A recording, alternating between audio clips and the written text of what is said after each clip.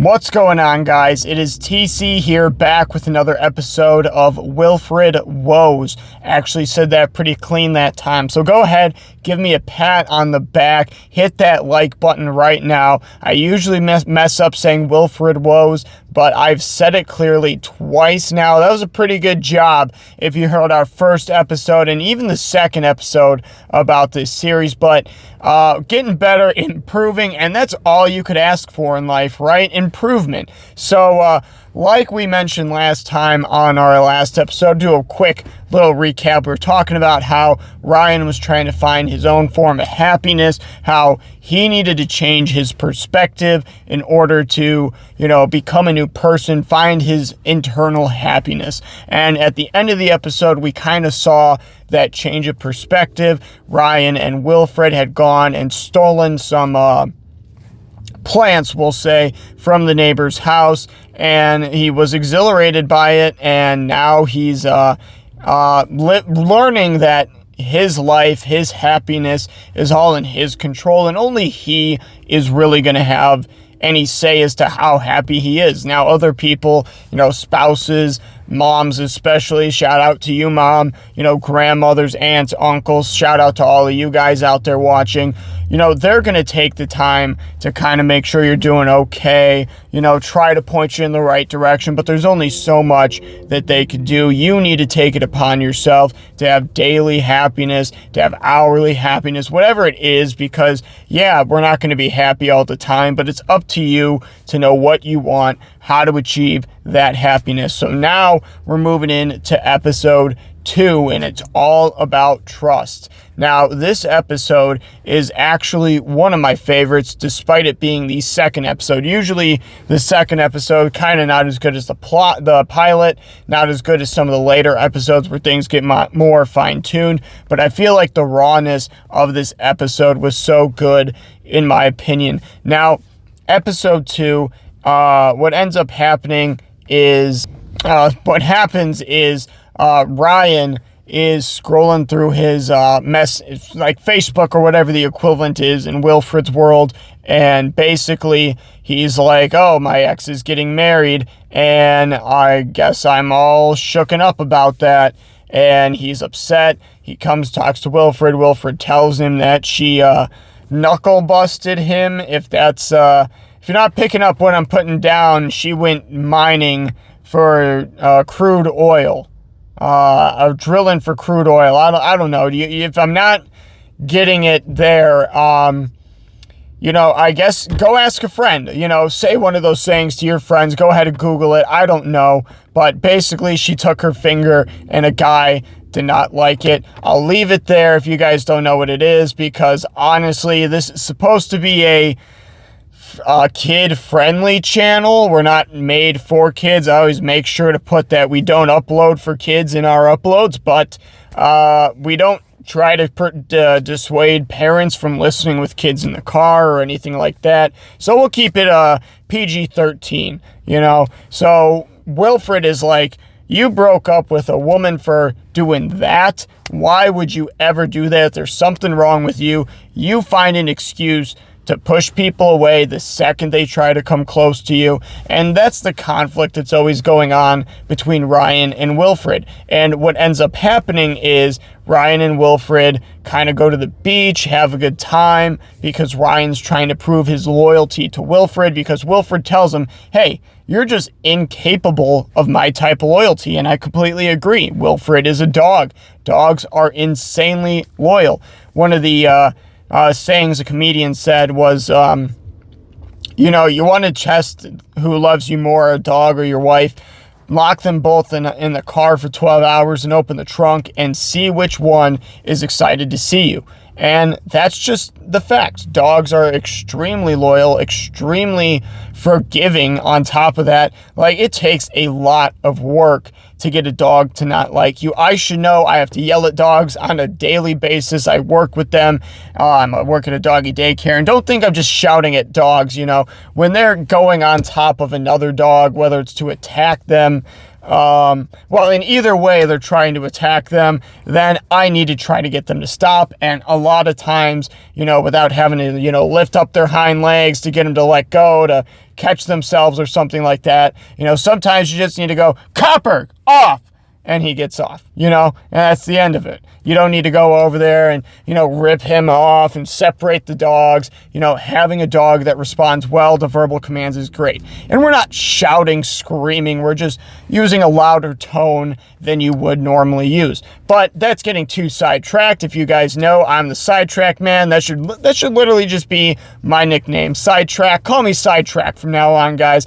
But either way, Wilfred and Ryan go to the beach because Ryan's trying to prove his loyalty. And this is where Ryan actually finds out that he doesn't have his wallet. He gets in trouble with the lifeguard or the beach patrol, whatever it is, because he lets Wilfred go onto a beach where dogs aren't allowed. He ends up getting too excited, murks a pelican right in front of a little girl. She starts crying. It's all bad news. So a lot of bad things happen at the beach. But the thing that capped it all off was what happened to Wilfred's breath after going to the beach, because when he got back, Jenna, his owner, want to remind you all of that, was like, wow, you need to go see the dentist. And Ryan is just like, oh yeah, I could take him if that's an issue for you. And she's like, oh yeah, of course, I can never get him to go. So you taking him, you being able to trick him into going will really help me out. And Ryan's like, oh shoot. Oh man. Because he doesn't want to betray Wilfred. Something that they literally were just talking about is how Ryan is just as trustworthy, just as loyal as Wilfred. And here he is, given the opportunity to betray Wilfred. He goes ahead and does it immediately. What is that thing that gets in between Ryan and Wilfred? What is the reason that Ryan decides to push Wilfred away? He decides to go for Jenna. He wants a quote-unquote leg opener, I hope that's okay enough to say, for Jenna by doing this deed for her and getting Wilfred's teeth cleaned. Now, I completely agree with Wilfred. Not a good move, not a good look. And honestly, Ryan, what are you doing? But at the same time, I understand Ryan and where he's coming from. We've all been there trying to do whatever we can, smile, buff out the car, do the dishes just to get some sort of happiness going. And, you did some chores. Good for you, buddy. But I'm sure you all know what that's like. Ladies, maybe not. Maybe you're the one who's always like, yep, I get him to do everything I want. But either way, let's get back to Wilfred. So Wilfred obviously gets upset with Ryan and decides to pull revenge. Now, this is the first case of Wilfred revenge that we ever see. Wilfred revenge is not diabolical per se, but it's definitely something that would upset the average human being. It's more geared towards emotional tolls and revenge than physical or anything like that. So what I mean by that is when Wilfred is going under because he's getting his teeth cleaned, he hyperventilated, and they're trying to keep him calm so he doesn't bite people or get hurt during the procedure. So he goes under, and as he's going under, he tells Ryan, Jenna has a D word for the male genitalia, and Ryan is just like, and that's understandable. Obviously, the girl that he's into having male genitalia is not something that he wants to hear. And he starts doing all this research. Yeah, in fact, he starts pulling up things on a tablet, showing them to Wilfred afterwards, being like, hey, I've been helping you out all day. Can you stop being mean to me? Can you help me try to understand what you said? And Wilfred's just in complete denial. First saying he didn't even say it, then saying, he was joking if he said it, all these excuses, trying to shy away from the fact that he did say what he said, essentially. So Jenna comes over with dinner and is there to pick up Wilfred, say hi to Ryan, brings him a thank you dinner, and basically along the way of this dinner, Ryan is just digging himself a hole and, consistently, looking at Jenna in the in the bottom of the waist area, trying to see if she does in fact have what he thinks she does, listening to her going to the bathroom because it sounds like she's peeing standing up. All these weird situations start to unfold, and eventually Jenna catches him, and unfortunately it's when she was using the bathroom. So the most awkward situation, besides maybe staring, down there, maybe the weirdest situation that could have happened. But at the end of it, she ends up storming away, trying to get Wilfred to come with her. Wilfred clicks open that tablet with all that research about women with that situation down there, and it freaks Jen out even more. She's furious, and it's not a good look for Ryan. Ryan has to then kind of cope with what he did. Wilfred approaches him, and they kind of go over what just transpired, essentially. And he tells him, hey, I'm not dumping on a beer. I'm going to the bathroom right now. Thank you for understanding and not being too confused. And essentially, Wilfred confronts Ryan about lying. How could he do this to me? I can't trust you if you're going to lie to me just to be able to get with my owner, essentially. And Ryan apologizes, says he needs to open the door again. He understands his mistake and all this stuff. So Wilfred decides to turn it into a lesson, really, and tells Ryan that, if he really wants Jenna, he can't be afraid. He needs to own that fear and just embrace the possibility of Jenna rejecting him, the possibility of, XYZ.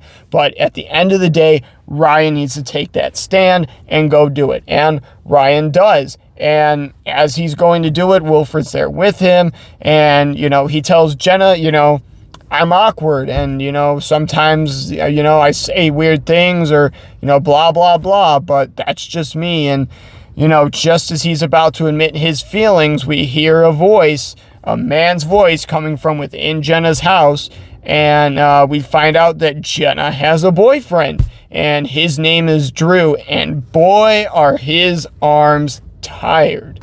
Nah, he feels great, don't worry about it, but, yeah, so we meet Drew, kind of understand that Jenna kind of was leading on Ryan by, asking him to come in. I only unpacked my wine glasses, all these, little things that to 99% of men doesn't mean much, but to that 1% that's so desperate for love and whatnot kind of means a little bit more, if you will.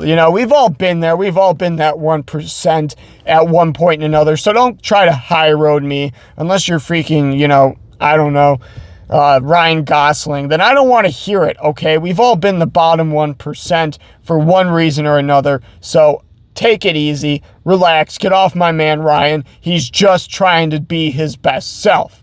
But either way, Wilfred goes on to explain that he remembered what he was talking about at the vet. And he goes on to say, Jenna has a D word for the female genitalia for a boyfriend. And so basically, Jenna has for a boyfriend. And Ryan goes, you're just remembering that now? And Wilfred's like, if I'm being honest, no, but I think we're even now.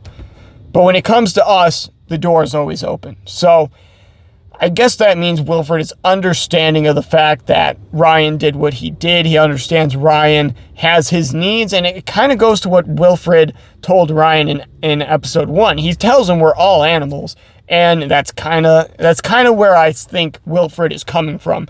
Like, that desire that Ryan has is an animalistic desire. All animals want to do that. Not literally all animals, but all animals should want to do that in the name of, reproducing.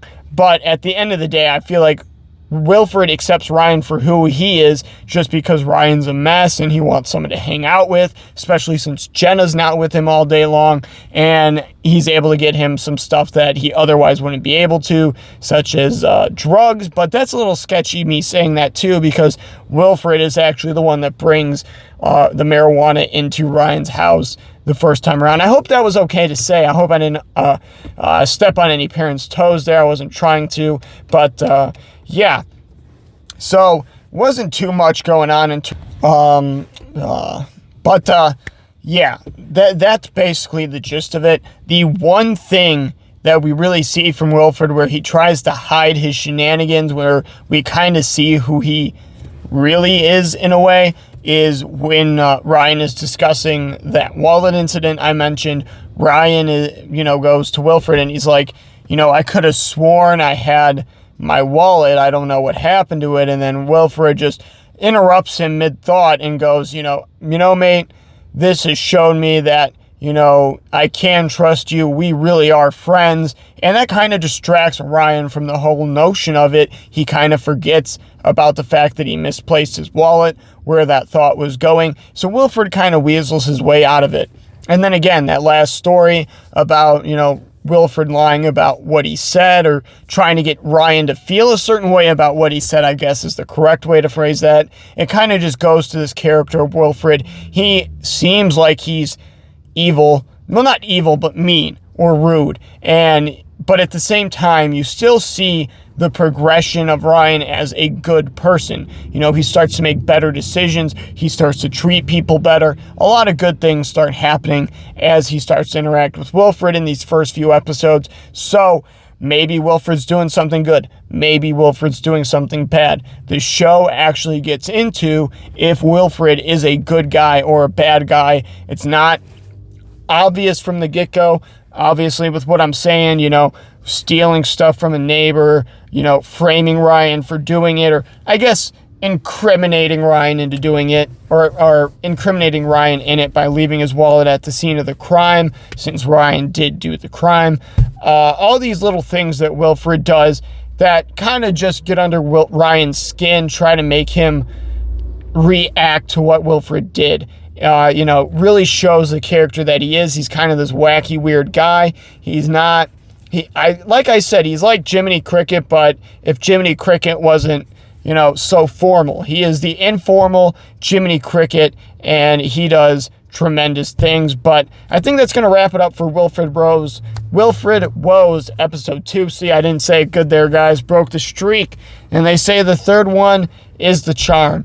But I guess that was the charm. I messed it up. But thank you for tuning in to Wilfred Woes. I am TC. Please subscribe. We're in the hunt for 50 subscribers to be able to live stream for you guys. Until next time, stay classy, San Francisco. Or San Diego. Oh, my God.